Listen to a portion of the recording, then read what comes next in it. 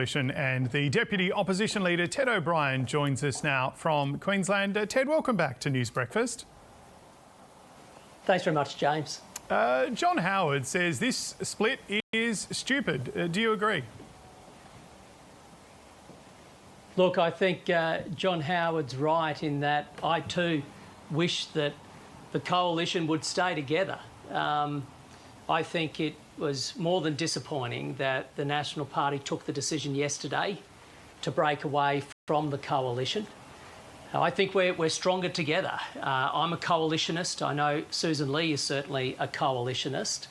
And my hope is that over time the National Party will draw the same conclusion that we are better together than we are apart. And as Susan's made clear, our door as a Liberal Party remains open.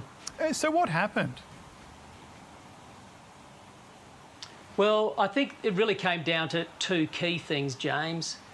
Firstly, the process of policy formulation, and secondly, the issue of shadow cabinet solidarity.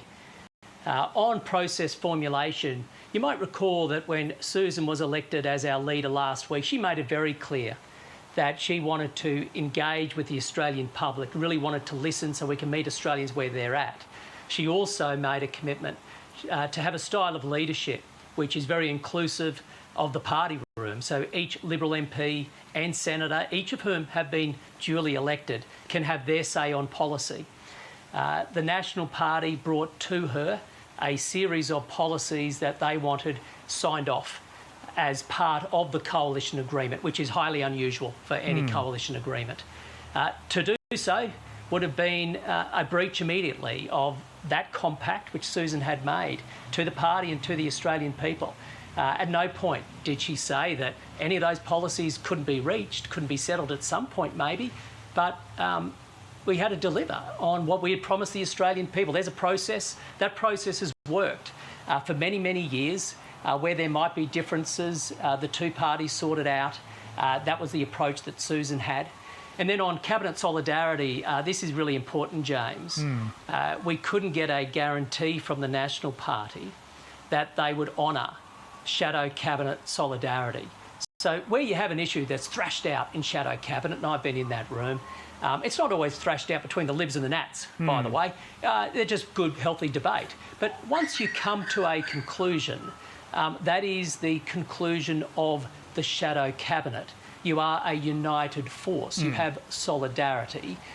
We couldn't get a guarantee from the National Party that they would honour that, which, of course, would lead to a situation where you might actually have shadow cabinet ministers sitting on different sides of the parliament voting differently on legislation. That too would have been untenable. Yeah, the government would have had a lot of fun with that. Now, you're part of the LNP. That's the same party as David Littleproud. It's also the same party as Matt Canavan. Is it true that you pulled out of a media performance this morning because you didn't want a media slot, because you didn't want to be alongside Matt Canavan? Is the blood that bad? No, the blood's not that bad at all, and I'll have to have a chat to Matt at some point this morning. So I don't know the full history about exactly what happened there, mate. To be honest, James, I was asked this in an interview only about 10 minutes ago, and so as far as I was concerned, there was some confusion about who would be with me on the show. It went from, I think, Anastasia Palaszczuk to Matt. We were thinking, so anyway, it was a bit of a... As I've said before, though, I'm happy to go back on. I've never said no to an interview, right? So I'm happy to appear anywhere. No, so we appreciate you coming on here on the ABC anyway.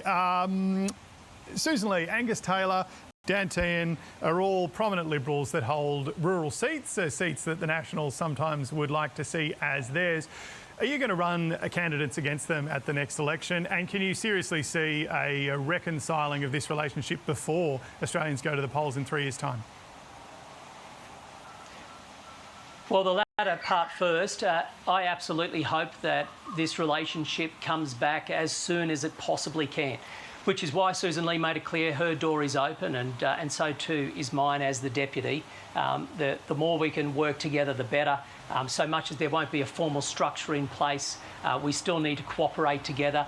You're right, I'm part of the LNP, the Liberal National Party in Queensland.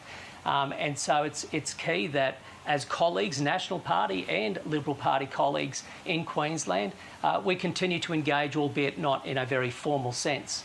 Now, the first part of your question, James, I'll have to get you to repeat. Oh, would you run candidates against the Nationals in regional seats? Oh, right, I remember that. Look, certainly when it comes to the state of Queensland, I don't see any possibility of that happening. When it comes to elsewhere in the country, of course, there will be discussions about that in due course, and it's not for me to make a comment on what the organisational wing will also have in mind. Keep in mind, if you can, James, that the Liberal Party represents all Australians. And so much as we do have a task ahead of us to ensure that we win back metro seats, suburban seats, we also have an enormous number of Liberal MPs representing regional and rural Australia. I myself am from a regional area, but there are many of my Liberal colleagues who are further out in rural communities too. And so as a Liberal Party, we represent all Australians, but again, we are at our best when we are working together with our National Party. All right, let's see what happens next. I can only imagine what the Queensland Premier David Crisafulli thinks of all this, but Ted O'Brien, we are out of time. Thanks for joining News Breakfast.